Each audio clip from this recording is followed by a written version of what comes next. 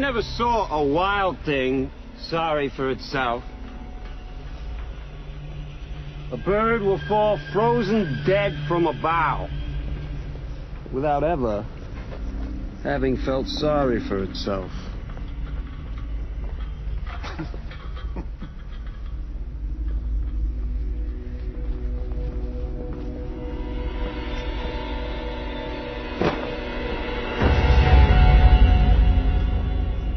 The ebb and flow of the Atlantic tides, the drift of the continents, the very position of the sun along its ecliptic. These are just a few of the things I control in my world. Is that clear? Yes, Command Master Chief! Is that clear? Yes, Command Master Chief!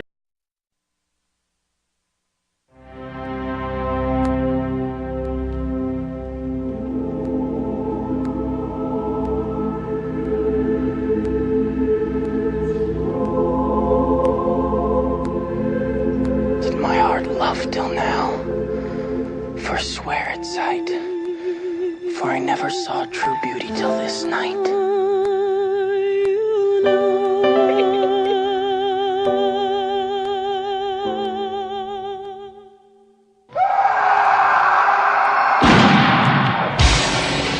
In fair Verona, where we lay our scene, two households, both alike in dignity.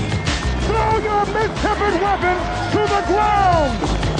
From forth the fatal loins of these two foes, where civil blood makes civil hands unclean, a pair of star-crossed lovers take their life.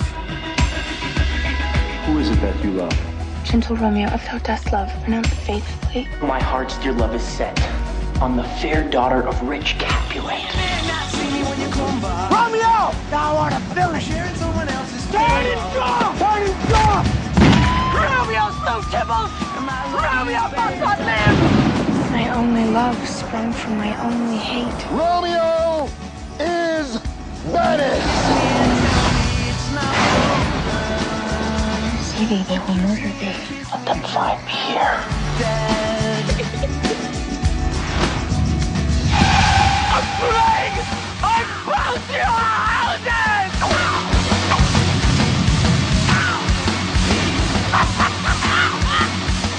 I am fortune!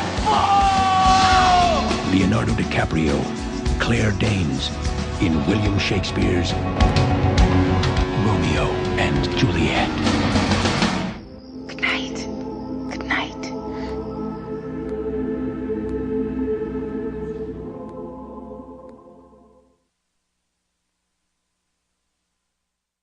Poems of the privacy of the night, and of men like me.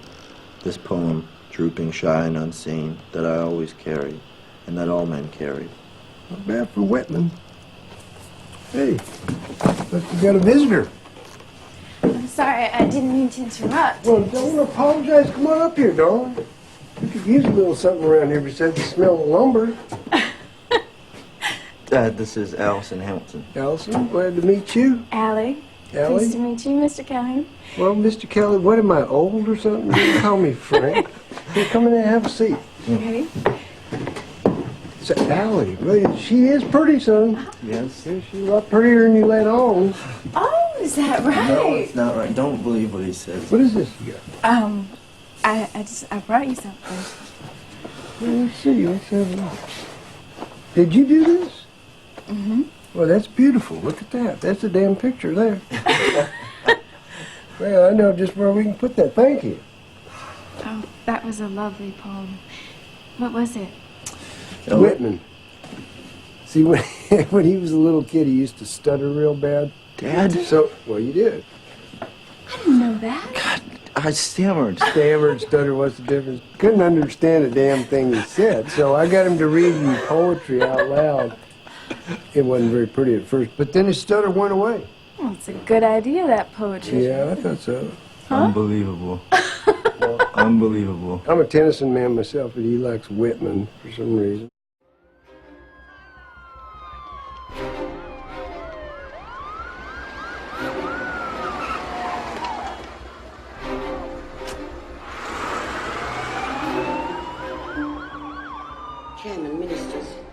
Today I've repeatedly heard how irrelevant my department has become.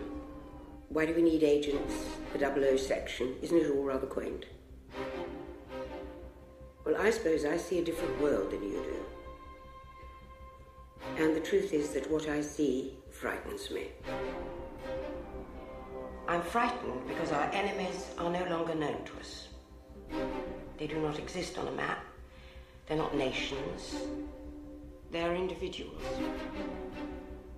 Now look around you. Who do you fear? Can you see a face, a uniform, a flag? No.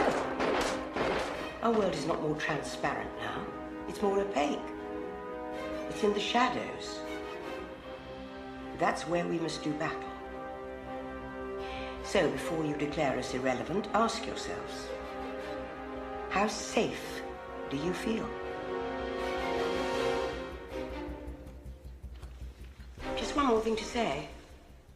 My late husband was a great lover of poetry, and I suppose some of it sunk in, despite my best intentions. And here today I remember this, I think, from Tennyson. We are not now that strength which in old days moved earth and heaven. That which we are, one equal temper of heroic hearts, made weak by time and fate, but strong in will, to strive, to seek, to find, and not to yield.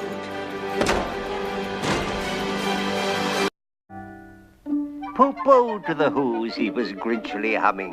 They're finding out now that no Christmas is coming. They're just waking up. I know just what they'll do. Their mouths will hang open a minute or two. Then the Who's down in Whoville will all cry, boo-hoo. That's a noise, grinned the Grinch, that I simply must hear.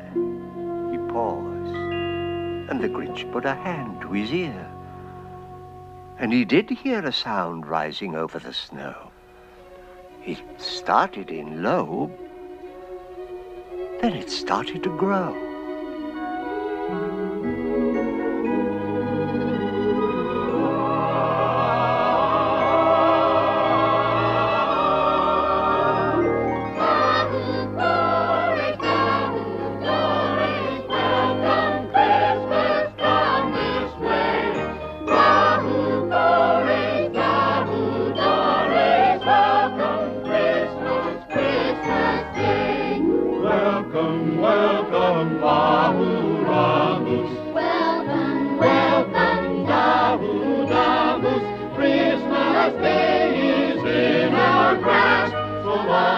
But this sound wasn't sad.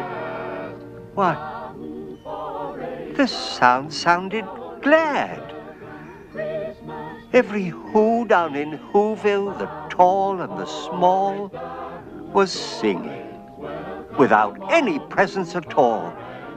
He hadn't stopped Christmas from coming. It came. Somehow or other, it came just the same. And the Grinch, with his Grinch feet, ice cold in the snow, stood puzzling and puzzling. How could it be so? It came without ribbons. It came without tags. It came without packages, boxes, or bags. He puzzled and puzzled till his puzzler was sore. Then the Grinch thought of something he hadn't before. Maybe Christmas, he thought, doesn't come from a store. Maybe Christmas, perhaps, means a little bit more.